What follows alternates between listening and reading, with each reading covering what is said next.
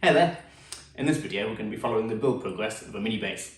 So I've documented the entire build over a couple of videos, and in this first part we'll get as far as gluing the fretboard on. And then in part 2 we'll carry on from there. If you're impatient and you just want to see the finished bass and hear what it sounds like, there's also a third video where you can see some of the features on the bass and hear it in action. So the build we'll be following in this video actually has a 21-inch scale, and it's a neck through as well. So there are a few of these super short scale basses out there these days. Some of them will use rubber strings and a piezo pickup like the U basses, and others will be tuned an octave higher and use steel strings. So they're the same octave as a guitar, whereas the build we're going to be doing in this video is actually tuned to the same octave as a bass. So you don't need any octave pedal to make it sound like a bass, it just sounds like a bass as it is, and they're really good fun to play. I built one like this before, and the person who's commissioned this build actually owns the other one, so they got on with that really well and they decided they wanted another. So this time the same scale, but some different woods and a slightly different shape. This is a single cutaway, whereas the other was more of a double cutaway. So the wood on this build was actually provided by the customer, and it's a wood from New Zealand called Kauri. So this is a wood that gets buried in the swamps and bogs over there for tens of thousands of years before someone digs it up. So this piece has actually been carbon dated to 40,000 years old, so it's not the type of stuff you can just go out and buy. It's really rare, and it's nice that we made something unique out of it and made a build from it. So this piece was actually bought back by the customer on a holiday they had over in New Zealand, and they bought it direct because apparently that's about the only way you can get it, because only the native people are allowed to excavate it out of the swamps there. So I hope you enjoy the video. If you're not into the whole mini bass thing, it might be still useful for you to see how a neck through is made, or a different process of making one, even if you already make neck throughs. So I hope you enjoy it, but let's have a look at the wood now. So here's the piece of wood. It's not the most extravagant piece of wood, it's not got any burr or anything like that, but it does actually have a nice figure to it if you can see it in the light there, and the workshop lights are actually bleaching the colour out a bit. It's actually more of a reddy colour than this, so there's a nice colour to it as well. But the worst thing about it is it's been cut into this odd shape. So they did this when they brought it back on the plane from New Zealand, so they cut it into this shape just to make it easier to travel with, and I think they might have had ideas about making a bass themselves but then gave up on it. So it's actually a bit of a shame they did, because we've lost some of the width here which would have been useful, and if it was a bit longer than this that would have been great as well, because it's actually super small. So we've had to come up with a design around this piece of wood. So this is the shape we're going to go for. So this has been designed especially for fitting this wood. So you can see the length is now fits on there, but the width still doesn't at the moment. That's because this is going to be a neck through. So the neck beam in the middle is going to give us that extra width that we need. So the first step is actually going to be to saw this section off here. We're not going to use this because it's not long enough for the neck, and even if it was, it's a bit of an unknown anyway because it's got some cracks in it and things like that. So we'd rather stick with something more stable. So this section is going to be cut off, and then we're going to split this section down this line here to create the two wings. These are quite thick at the moment, so they're going to be then thinned down, going to be sawn first and then planed. And then we're going to take a slice off this at some point as well for the back of the headstock. All the offcuts are going to be returned to the customer so they can use them for other projects like any wood turning things and stuff like that. So this is going to be the first step as far as the wings are concerned and the Kauri. So this build is actually going to be a 21-inch scale. That might sound odd to some people, but there are actually quite a few U basses out there nowadays. A lot of these are actually tuned to the guitar octave, so an octave higher than a standard electric bass. And they're good fun to play and everything, but they don't have the same sound as an electric bass. Whereas this one and the previous Minikin are going to be tuned the octave below a guitar, so the standard electric bass octave. So it's just like a bass in miniature really, rather than an entirely different instrument. So they're going to have ordinary steel strings as well, rather than the rubber strings like the U bass has, and they're going to have a magnetic pickup rather than an undersaddle piezo like a U bass is as well. So it's just like a bass in miniature, and you get all the sound out of it that you would a normal bass, except they're really fun to play. I actually took the previous Minikin around to quite a few shows, and it's played by a lot of people, and everyone was always really impressed about just how much like a bass, normal bass it sounded, and how easy it was to play. So for the pickup, we've actually got this one, which has been hand wound by Aaron Armstrong from Armstrong Pickups. He makes some really nice pickups, and he'll make you just about anything you need. So we wanted a P-bass sound out of this bass, but we didn't want the P-bass look. Just didn't think it would suit the shape of the body. So we've got a P-bass pickup put in a soap bar casing, EMG casing. So it should have all the classic P-bass sounds, just without the look of a P-bass pickup. And we're also going to have an active preamp in this as well. so with a passive switch as well, so it can be turned off. And this is going to be the Glock & Clang preamp, which I really like and used in a number of builds already. Hardware wise, we're going to be using Hipshot single bridges down here, and go to machine heads at the other end, which are nice and small and reasonably lightweight as well. But with the neck through, I always focus on the neck first and actually work on the neck to the point where it's basically done, fully carved and everything, and then glue the wings on after that point. Makes things a lot easier because you don't have to have the wings in the way of when you're working on the neck, or the neck in the way of when you're working on the body. So it just works out a lot easier doing it that way. So I've already prepared this neck. I glued this up a good few weeks ago now, and it's been stabilising since. It's good to give them a little while afterwards to stabilise and do any movements it's going to do before then you can plane it down, which I have done now. So this is a 5-piece of maple and mahogany. So I chose the mahogany to kind of tie in with that reddy colour of the Kauri, and maple just makes a nice staple wood and will contrast nicely against it. So the first step on this is going to be cutting in the headstock angle here, and then I'm going to do this on the bandsaw, cut down that line there, and then I'll use the router jig there just to make it nice and smooth and give a good gluing surface for when we come to glue the surface on, which will be the Kauri.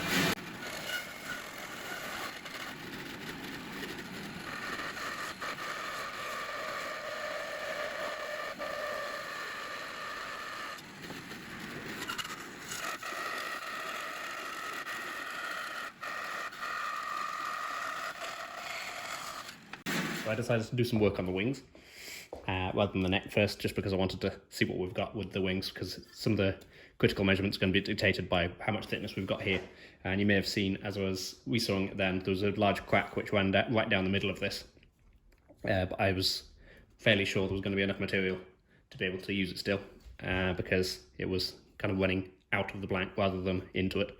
And I was right, so I planed it now and there's no crack left in it. So I've just sawn it down the middle that you saw, and also sawn it the thickness as well, and then planed it afterwards. It was actually a bit of a nightmare to plane. You can see there's a little bit of tear out there. No matter how light it went through the planer, it would get a bit of this, even any direction. So I'll avoid planing it in the future, but I shouldn't need to do much now. So in the future I'll use the thickness sander instead, and I think I might actually end up putting these through the thickness sander too. So these are now at the thickness I want them, and you can see it is now wide enough for our template.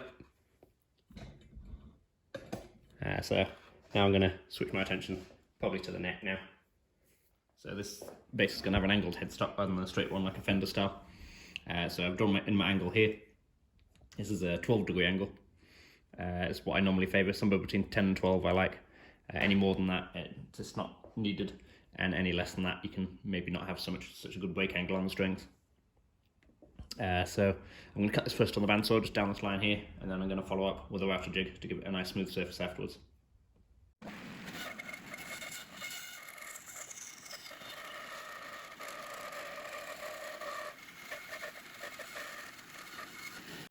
So here's my headstock angle jig. You might have seen this on my scarf joint video. We're not actually doing a scarf joint on this build, we're just doing an angled headstock, but this jig does the same job. It creates a nice flat surface, the router will rest on here, and cut as it goes down here and make a nice flat even surface. We're not using a scarf joint just because the headstock's so short as it is. We're not going to waste much wood by using an angled headstock, and also it's a neck through, so we need the full thickness of wood anyway down here because we're not using a tone block on the back of the body.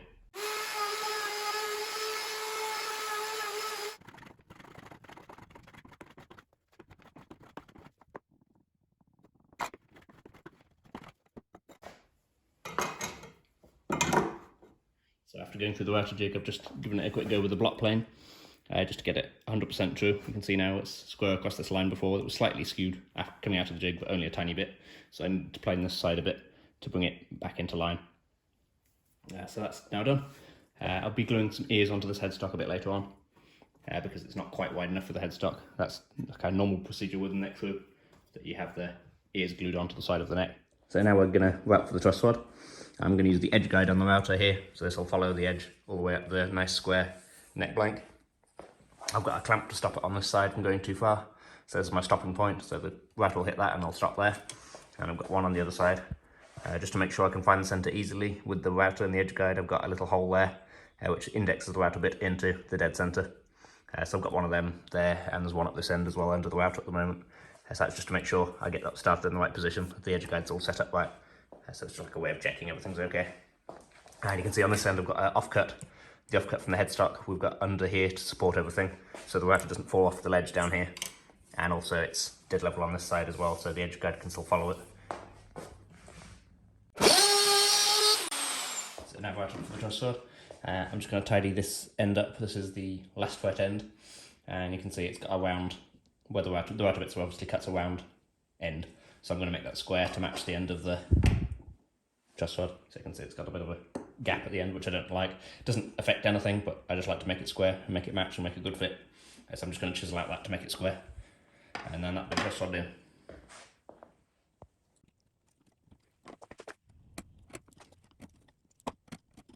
So hopefully you can see what I was doing just there.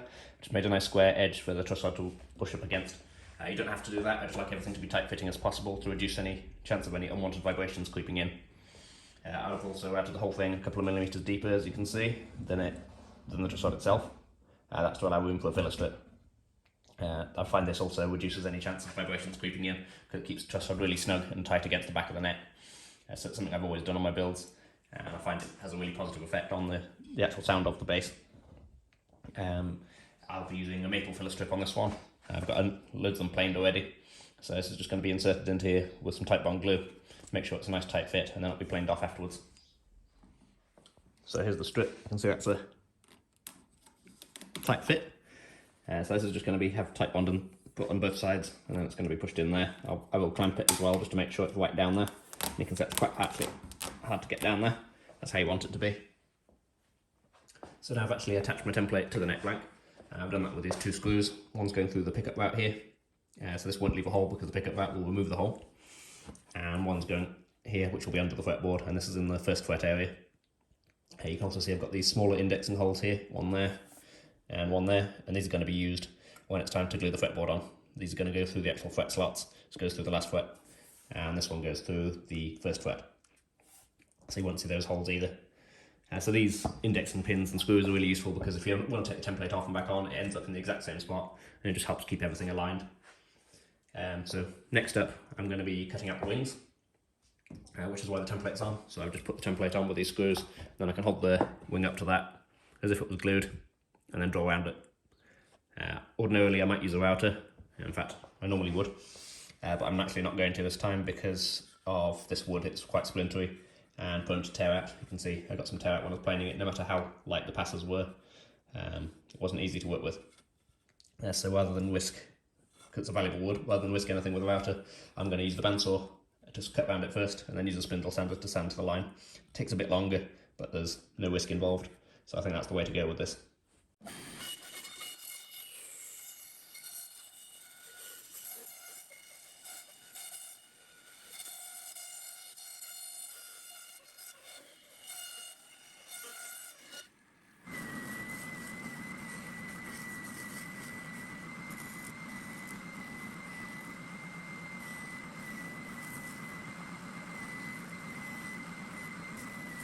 So there we go, all cut and sanded to shape now.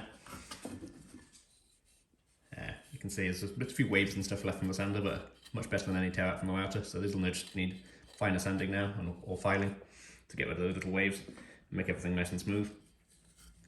And you can see a rough idea of what it's going to look like. It's going to have black veneers in between the wings here and the neck blank, just to give it a nice accent line and a bit of contrast. So next up, I'll be gluing the ears on the headstock, because it's not quite wide enough for the headstock at the moment. And after that, we'll be cutting the thickness of the neck blank, because you can see it's a bit tall at the moment. So I was just cutting away some of the waste there. I've stayed way close to the line, which will be the final taper for the thickness. But it makes it easier to cut out the neck without that extra material there. And also for the headstock as well, which we're about to glue the ears to. So I prepared two pieces here, just small pieces for the ears here. These are all planed, and I've already tested that they join up nicely. So there'll be one just going here on the treble side, and one on the bass side. You get lots of different tricks you can do for this, and sometimes the easiest way is just to keep it simple and simply hold it in place and clamp it, carefully making sure you're on line on one face. I'm going to thickness whatever's left on the back after, because you can see this is all rough from where I cut the bandsaw anyway. So this is going to have some extra on this side, which will be removed later when we route the final thickness. So to ensure the grain looks good, because you're going to be able to see this wood on the back. On the front it'll be covered by the headstock veneer, but on the back you'll see it. So to ensure it looks kind of similar and doesn't look like it's from a completely different piece of wood, I've actually cut it from the offcut, which came off the headstock here. You'll remember this was where we cut the headstock angle. So this is the angle piece now with the two side bits removed, and that's what these are, just a piece of that.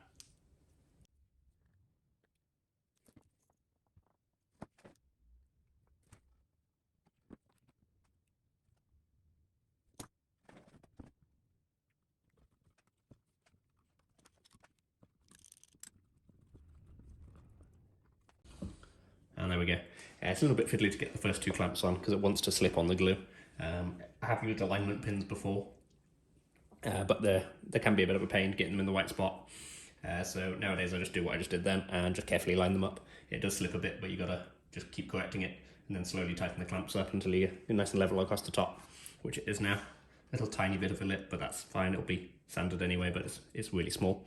And the back has obviously got quite a big excess on the other side, which will be routed when we end up trimming to final thickness.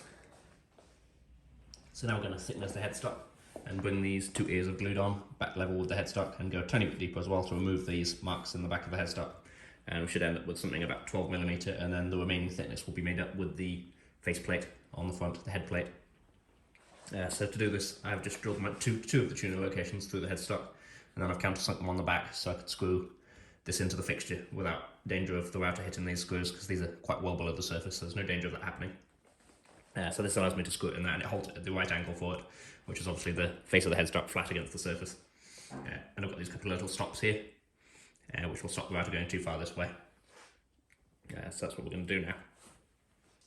Here's just another shot of what I was just showing you. So I've got also got these blocks underneath. This is the angle piece we cut off the headstock again. So we've used this twice now. We've used it for the ears for the headstock, and now we're using it as to prop this thing up, because obviously the angle on this matches the angle of the neck's clamped in. So I've got this clamp just for stability. It's not doing that much, just a bit of extra stability there because the screws are actually holding it in place, and that's just making sure nothing moves too much. So that's done now. Down to thickness, it's come out nice and neatly. I'm going to take care of this bit later with the spindle sander as this curves up here, so that step will be gone. But the next job is going to be cutting out the outline of the neck. So that's what we're going to do now. I'm going to attach the template and just cut it out. First on the bandsaw and then using the router after. So here it is with the template attached. So I'm just going to take this over to the bandsaw now, chop off as close to the template as I dare, and then follow up with the router afterwards. That's all done now, the headstock shaped, and we've got a nice taper going down the neck, and nice and cleaner from the routing. So next we're going to shape the volute on the back of the headstock here. You can see just that little point coming up just here. So we're going to shape the slope going up there and that slope going down there. This will be the final thickness of the neck, this line here.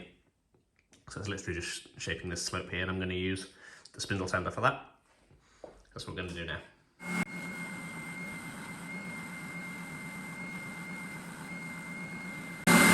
That done. You can see there's a nice curve going up from this side and a curve coming up from this side. This obviously is going to be now removed because we're going to thickness the neck, and it's going to get rid of this step up here, so it'll all just be flat up to this section. And that's what we're going to do next. We're going to cut the thickness taper of the neck, and that's what this fixture here is for. So this is just two slit pieces of MDF attached to a base. This end is lower than the other end, so as you push the router down you're going deeper, or as you pull it up you're going higher, and that's moving the bit further away from the wood, so you get that taper which we need. So it's going to be thinner here and thicker at this end.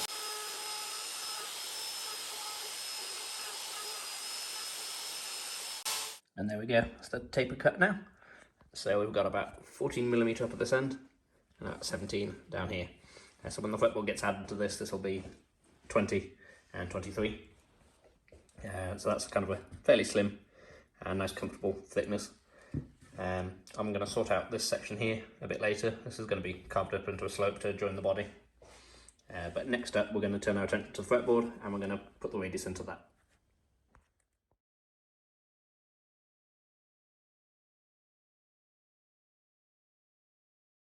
So this is the radius jig. You can see we've got a radius piece at each end. So this is our chosen radius here. This is 14 inch, and that's the same on the other end too. And we've got these rails which sit on the top. And then we've got the fingerboard below here, on this bed, and then the router above sitting in this little carriage, which it's bolted to. So this carriage slides along the rails like this, cutting as it goes, and we'll get all the way to the end, then we'll move it over a little bit like that and bring it back again, and the same when we get to the other end. So just repeat that until we've crossed the whole board.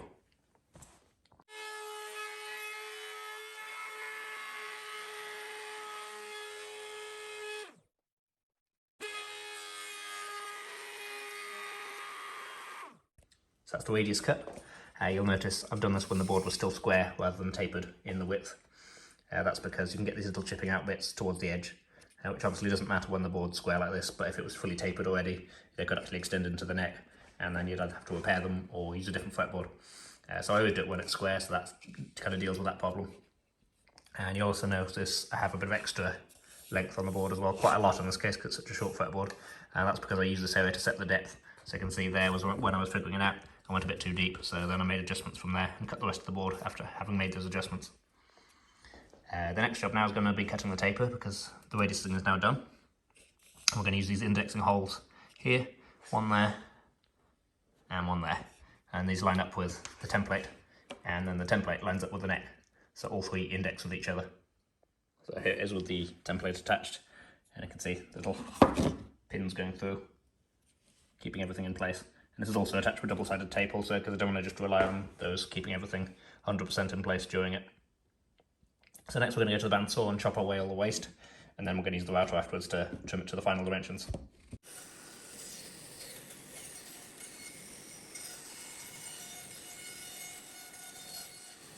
So the board's now tapered, and you can see it matches the taper of the neck perfectly.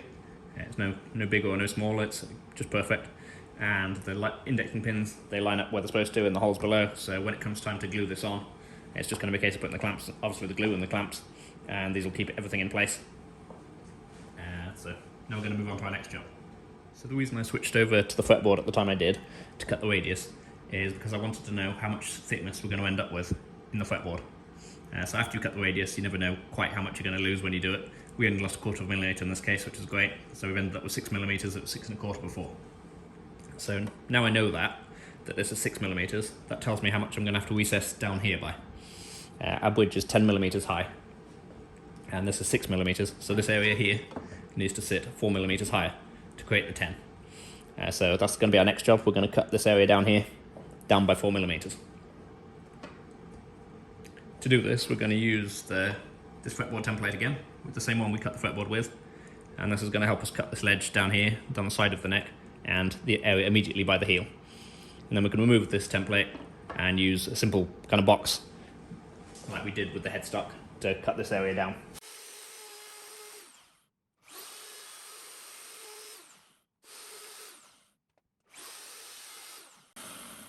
So now hopefully you can see what I was talking about.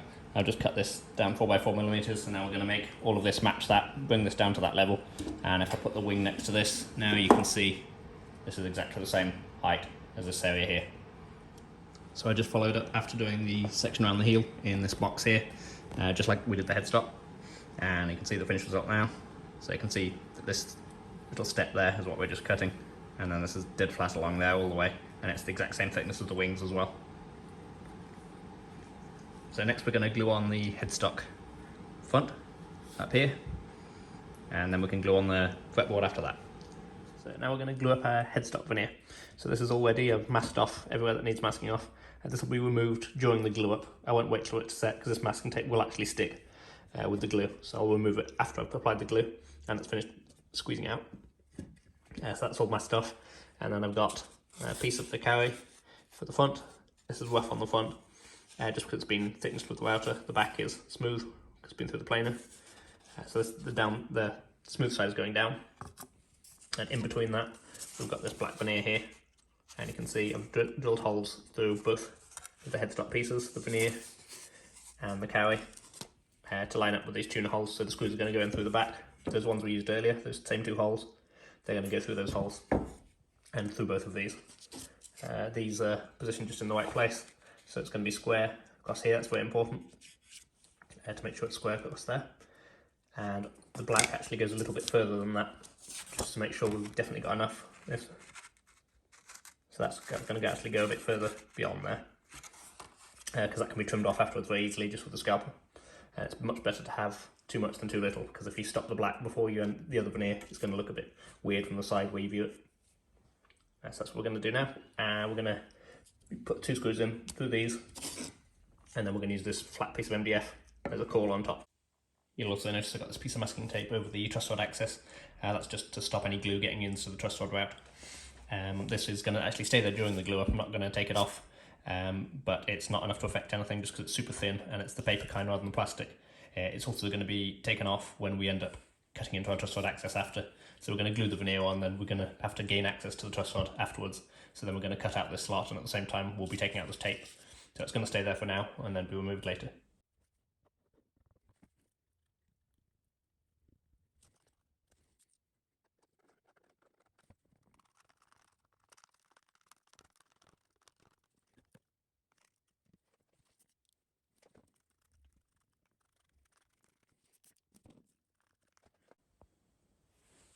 So I've just finished applying the glue to all the pieces now, and you can see I've just put the screws in halfway, so you can see them just poking through there. Let's just keep that black veneer in place. Then this should go on the top of that, and then we can do the screws up a bit more to go through this.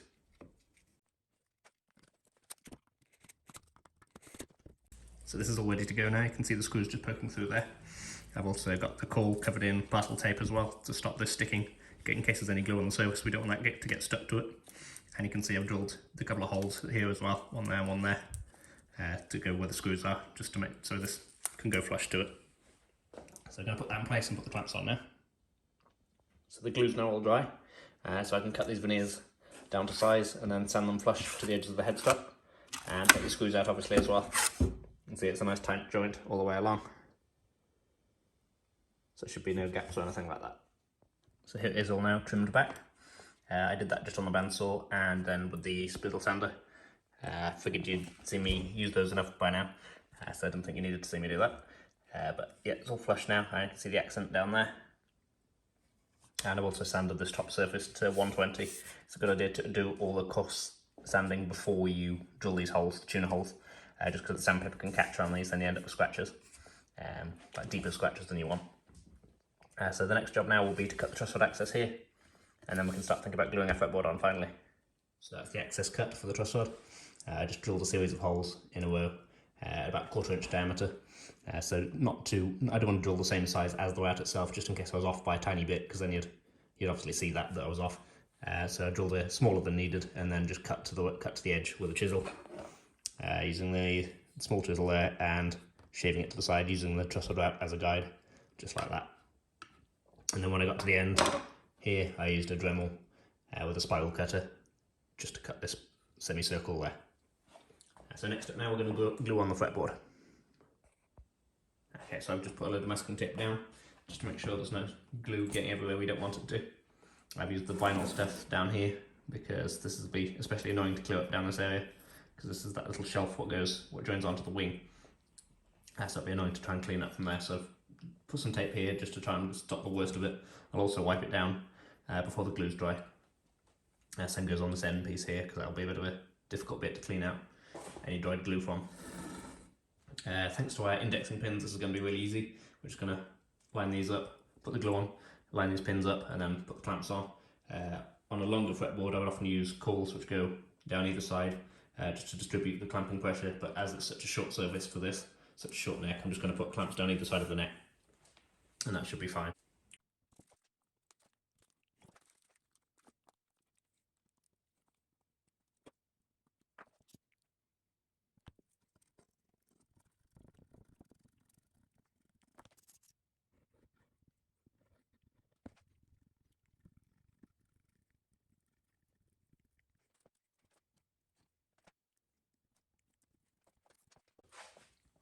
Okay, so this is ready for clamps now. You can see the index pins just drop straight in where they're supposed to.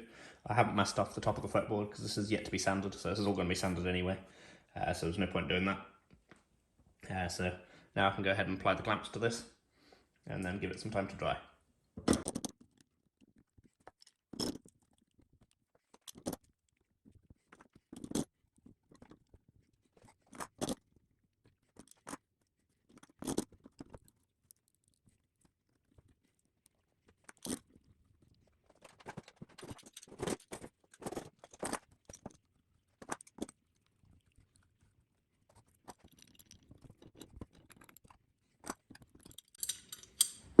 So I've got all the clamps on the neck now. You can see I've got one on either side of the neck all the way down, and these are spaced only about 1.5 inches apart. So there's a nice even clamping pressure across the whole neck. You can see the alignment pins are doing their job, it's nicely aligned. And I've just cleaned up the majority of all the squeeze out and pulled down this tape to make sure that didn't get stuck to the side of the neck also. So next up, I've just got to wait for it to dry, and then I can sand the fretboard. So that's the end of part 1 now, and make sure you check out part 2 to see the finished base. Thank you very much for watching, and if you like seeing content like this, please subscribe, and I hope to see you again now in part 2.